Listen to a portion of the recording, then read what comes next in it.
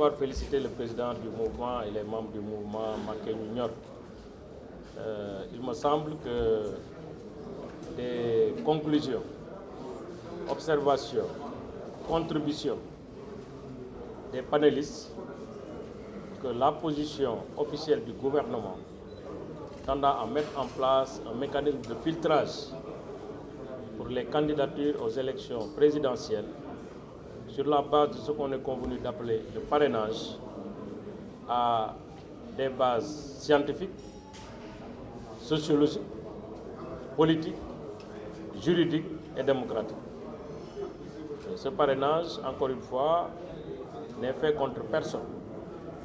Il vient rétablir la justice et l'égalité entre les candidats pour mettre fin à cette discrimination entre candidats présentés par un parti, une coalition de partis politiques et les candidats indépendants.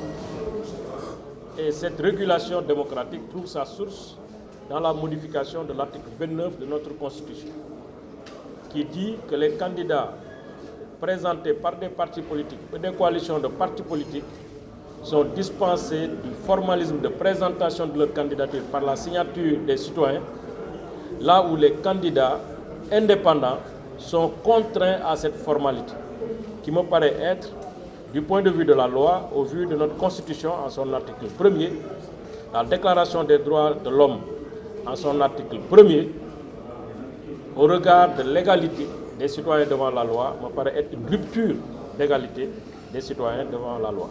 Je pense que c'est d'abord ça qu'il faut expliquer aux Sénégalais. Leur dire aussi que si rien n'est fait pour nous permettre de rationaliser notre jeu démocratique, pour nous permettre d'avoir une démocratie mature, une démocratie moderne, une démocratie qui offre une lisibilité sur les offres politiques, économiques, sociales, qui permet aux citoyens de pouvoir faire des choix justifiés. Nous allons droit vers le mur.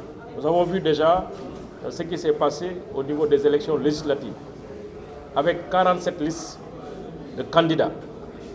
Les élections législatives de 2012, on avait 24 listes, donc une augmentation presque exponentielle à plus de 100%. Il ne faut pas s'étonner, en 2022, aux élections législatives, qu'on ait plus de 80 listes, ce qui rendrait notre démocratie impraticable. C'est le cas pour les élections présidentielles à venir.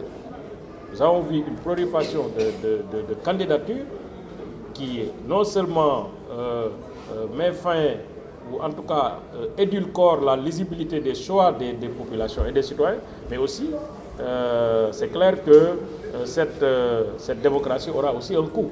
J'ai donné l'exemple tout de suite pour dire que les élections législatives de 2012, presque couplées aux élections présidentielles de 2012, ont coûté au budget de l'État du Sénégal 15 milliards.